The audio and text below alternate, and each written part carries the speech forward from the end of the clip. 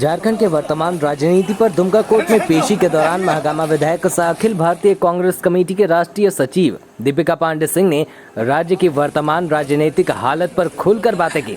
उन्होंने गोड्डा सांसद निशिकांत दुबे के उस बयान पर पलटवार किया जिसमें सांसद निशिकांत दुबे ने कहा था कि अक्टूबर या नवंबर के महीने में दुमका तथा बरहेट विधानसभा उपचुनाव की संभावना जताई थी। इस पर पलटवार करते हुए महागामा कांग्रेस विधायक दीपिका पांडे ने क्या कहा, संभावना दिख रही है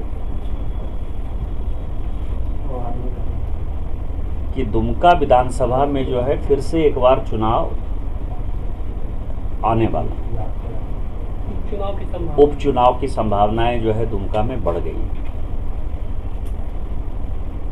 जिस तरह से भ्रष्टाचार बढ़ा, भाई भतीजावाद बढ़ा, जो कल माननीय प्रधानमंत्री जी ने जो लाल किले के प्राचीर से अपने संबोधन में कहा, उसका सबसे जीता जागता उदाहरण यही दुमका है। पिछले 40-42 साल से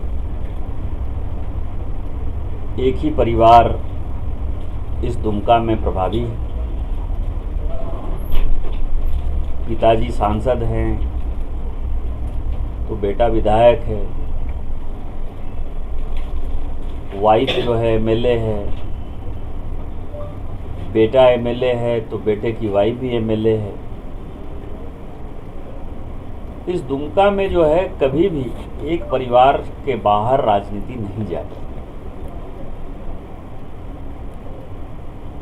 और जब एक परिवार राजतंत्र की तरह प्रभावी होता है तो वो गलतियां करता है।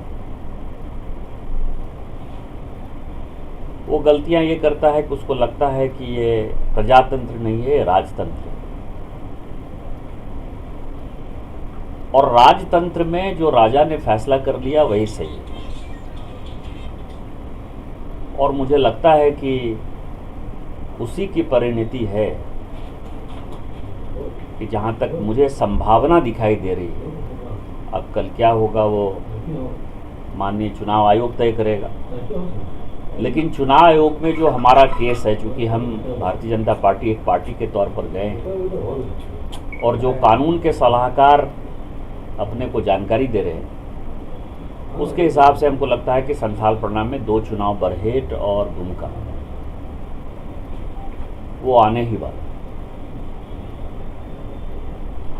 और वो आएगा तो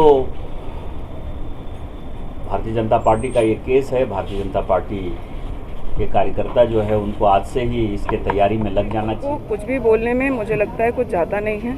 उनको अपने भी गरिमा का ध्यान रखना चाहिए।